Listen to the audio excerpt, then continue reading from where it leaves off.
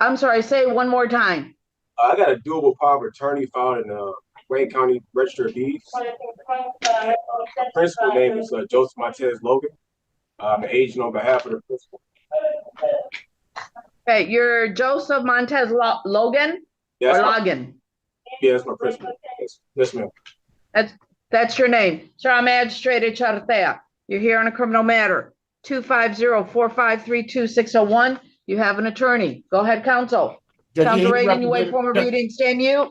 Judge, he's representing himself. He's the principal or the agent of the principal attorney of himself.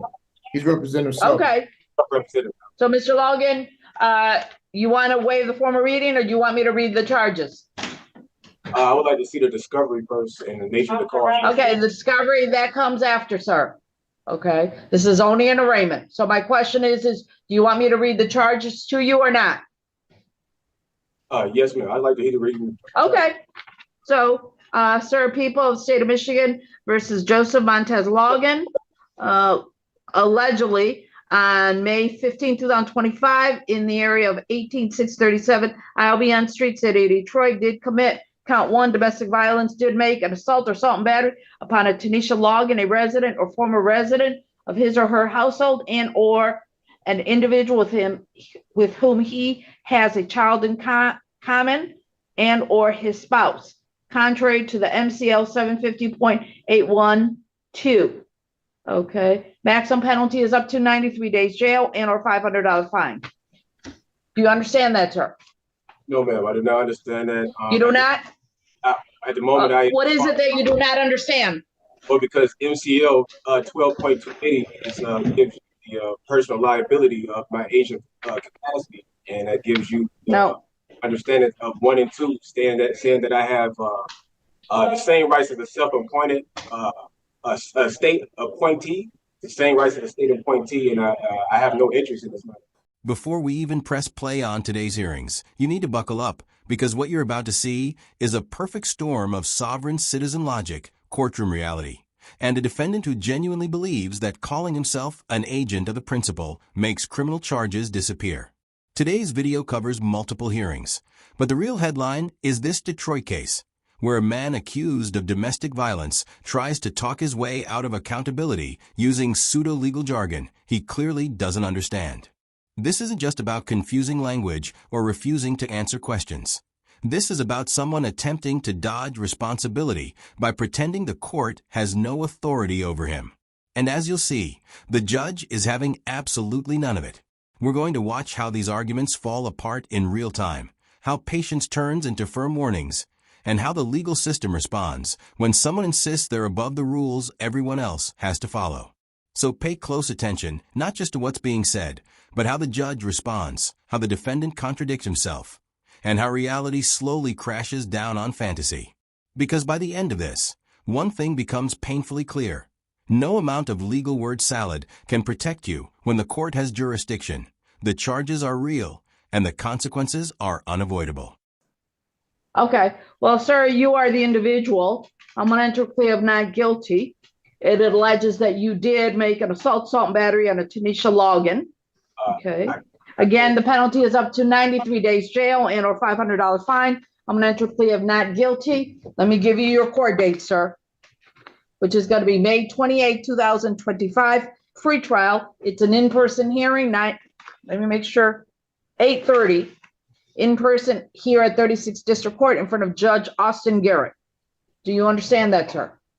No, ma'am. No, I do not. No, I don't think that. I think you do understand, sir, because by your talking, okay, you do understand English. Whether or not you disagree with it, sir, that's another matter, Mr. Logan. But everything is placed on the record because everything is being recorded, sir. But I do believe you understand English. I'm giving you that court date. I'm also letting you know, sir, in terms of whether or not you wish to go forward, however it is, that's going to go in front of Judge Austin Garrett. Do you understand that? No, ma'am. I do not understand any of the matter, any of the charges, none of what you're saying, because I'm actually the agent on behalf of the principal. Okay.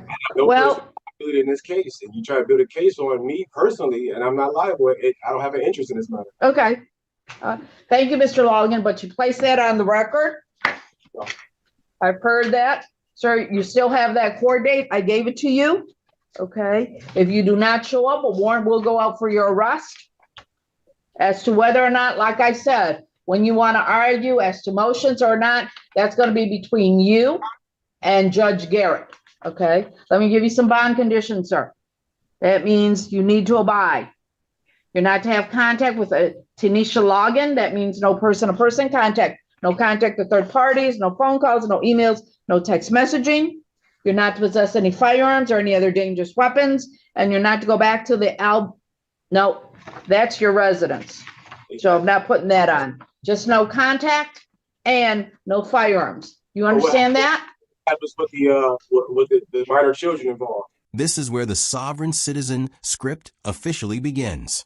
The moment he says he's an agent on behalf of the principal, he's trying to separate himself from his own legal identity.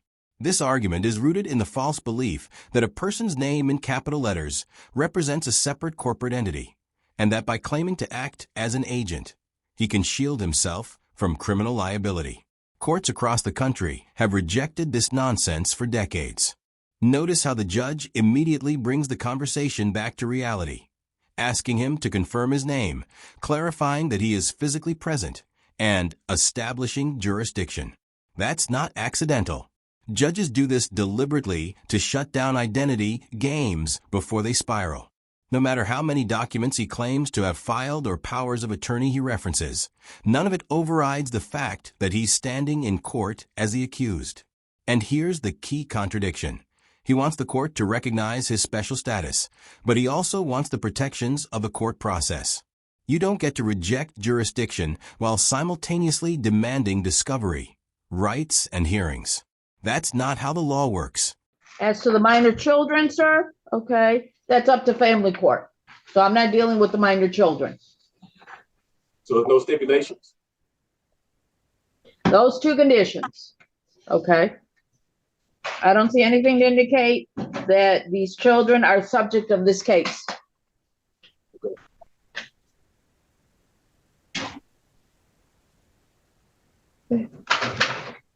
So do you understand what I've just said, everything so far? Ma'am, I do not understand, but I will take your ruling on behalf of the principal. I can only do what I can. Okay, no problem. Okay, this allegedly happened at your residence, sir. I also see in this particular matter, there was no injuries. The complaint declined medical attention. Let me see what else. And I got a question, ma'am. Is she moving forward with the case? Hold on. Okay.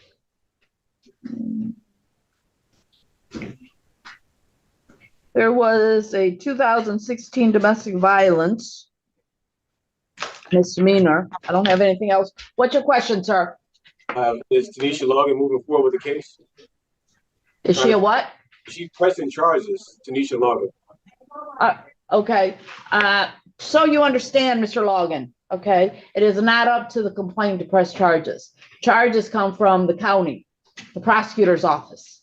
Oh, okay. Well, I'm just of the understanding that the state of Michigan is a legal fiction. It's not a living person. Okay. It's the state of Michigan. That's why I read the state of Michigan, or the people of the state of Michigan versus you, sir. So okay. It is up to the prosecutor's office that files the charges. They have filed the charges. Whatever happens after that, that's going to occur in front of Judge Austin Garrett, his courtroom. So I see that you have local ties. Anything else you want to add, sir? No, not at the moment. No, okay. Well, this is going to be it, sir. In this case, bond is going to be $25,000 personal bond. Nobody has to pay any money for you to get out of jail. I will caution you, sir, that you have no contact with the complainant. Even if the complainant wants to talk to you, you cannot, because you're under court order. Now, you can take all those issues up with Judge Austin Garrett on your court date of May 28th. Do you understand that, sir? I was up to understand that this was a misdemeanor charge and not a criminal charge. So I don't understand how. No, it is a criminal charge. Anytime when you can go to jail, you can be incarcerated, it is a criminal charge. Yes, yeah, that's crazy. Okay, well, I'll just fight it in court. So $25,000 personal bond. Good luck, sir. You can step. This is one of the most common misunderstandings we see with pro-SE and sovereign-style defendants. They don't understand what an arraignment actually is. An arraignment is not a trial. It's not a debate. It's not discovery time. It's simply the court informing you of the charges and entering a plea. The judge explains this clearly, calmly, and repeatedly. But instead of listening, the defendant keeps trying to jump ahead, insisting on discovery and legal arguments that are completely premature. This isn't confidence, it's confusion. And the more he talks, the more obvious it becomes that he's relying on internet scripts rather than actual legal knowledge. Courts follow procedure for a reason. When you refuse to engage with that process, you don't stall the case, you weaken your own position. The judge isn't denying him rights here. She's following the law step by step. And every time he refuses to answer a simple question, it's documented on the record, setting the tone for how future judges will view his credibility. Okay. Get you started on logins.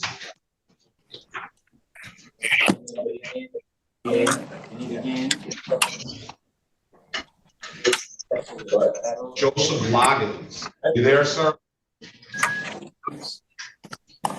Yes, I'm here, sir. Good morning to you. Good morning.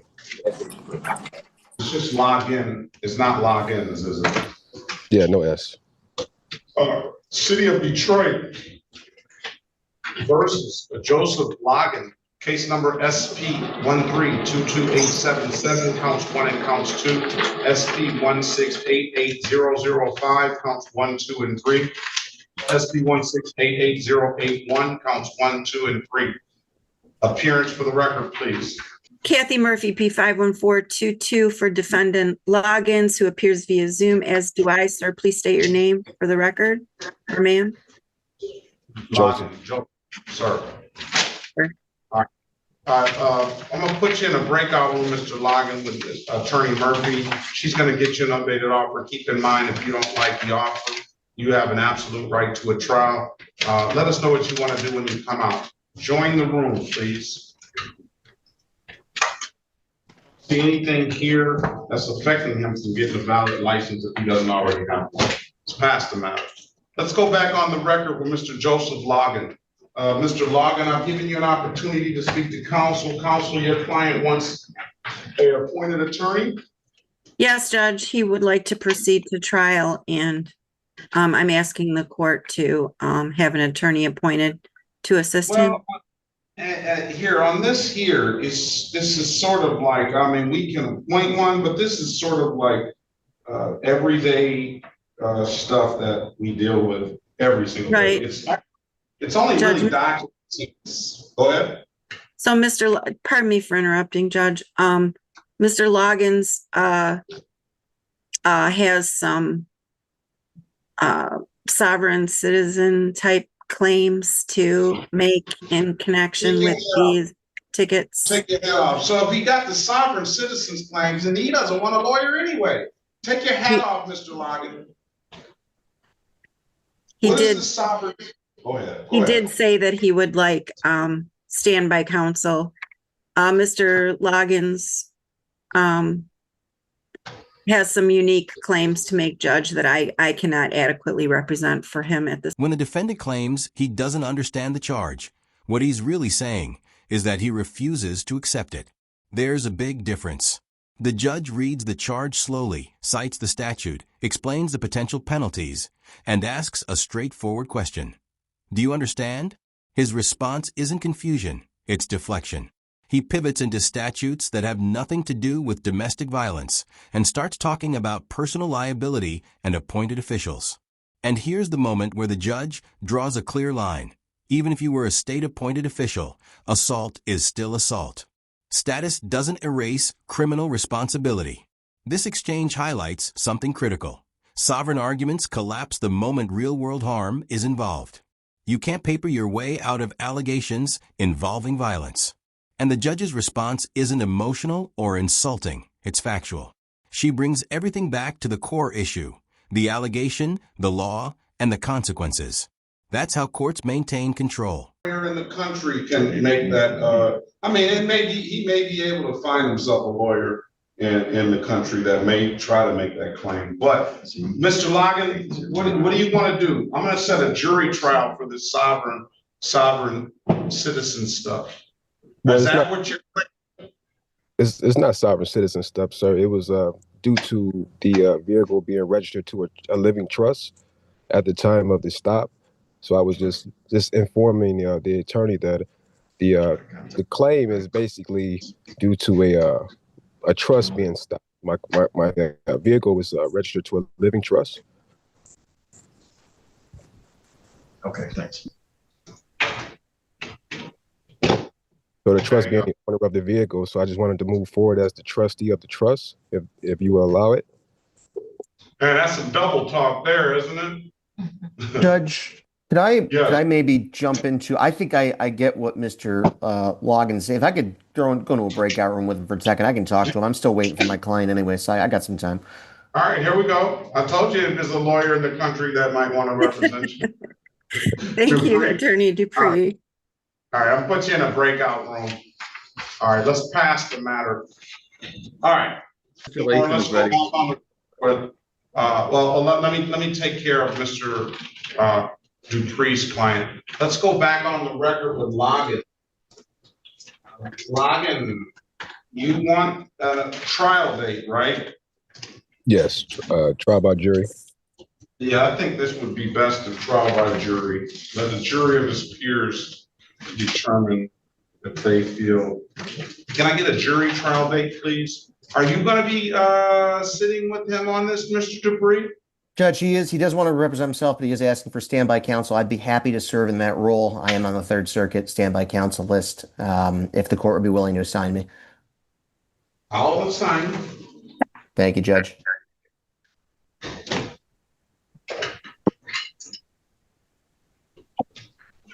They do jury trial on certain days. They have a list. Third Circuit does, Judge. 36, it's all the same list. There's just one list. No, you're saying, I'm saying the list for the jury trials. Let's see if I can find the dates on the list of jury trials.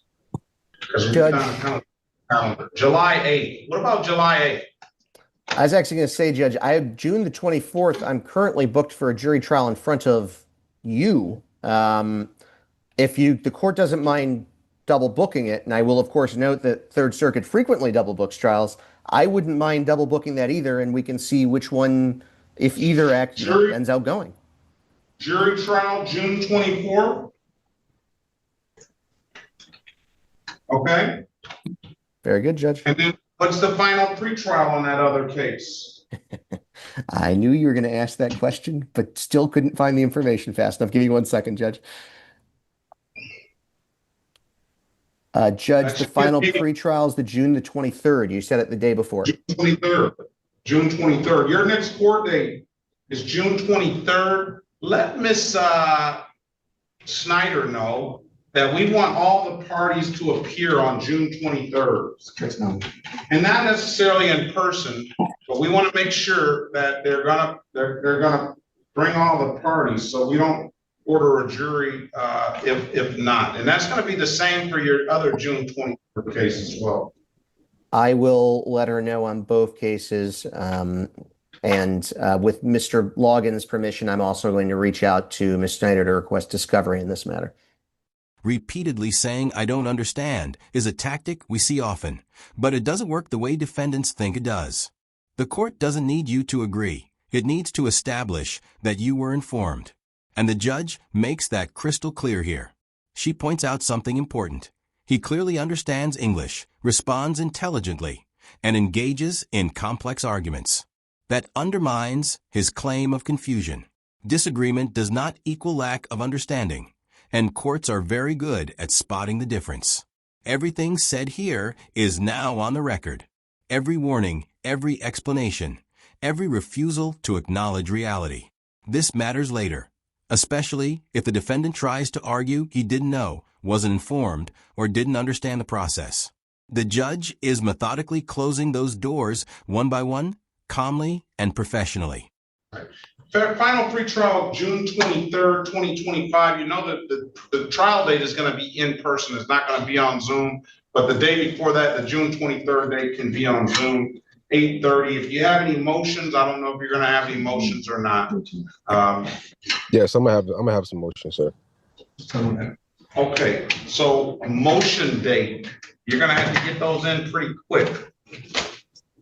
That's what I wanted to see if you can like extend the time so we can get discovery and look at it and analyze it.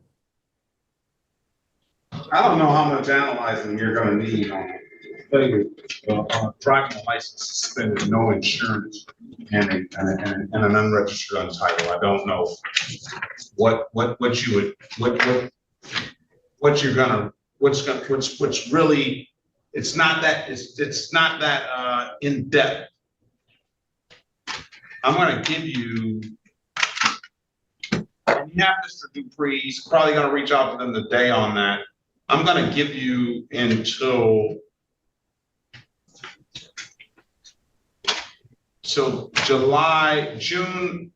the 13th on a response on the motion. Motions due June 13th, and the responses will be due June the 20th. Okay? If there's nothing further, Mr. Logan, I wish you the best of luck. Have a very good rest of your day, okay? Okay, sir, can you repeat that again? You say the motions are due June 13th and the responses are due June 13th. And the response is going to be due June 20th, and I'll make a decision on the motions on the final pretrial date. Okay, thank you. All right, best of luck to you, sir. Have a very good rest of your day. This moment is particularly telling. Suddenly, the defendant wants the court to consider the children, but only when it might limit restrictions placed on him. The judge immediately shuts that down and correctly points out that this is not family court. Bond conditions exist for safety, not negotiation. No contact means no contact, regardless of excuses, emotions, or rationalizations. The court isn't speculating here. It's managing risk. And the judge keeps it focused, refusing to let emotional manipulation derail the hearing. What's striking is how selective the concern appears. Courts notice that when someone only raises responsibility after consequences appear, it doesn't help their credibility. It hurts it.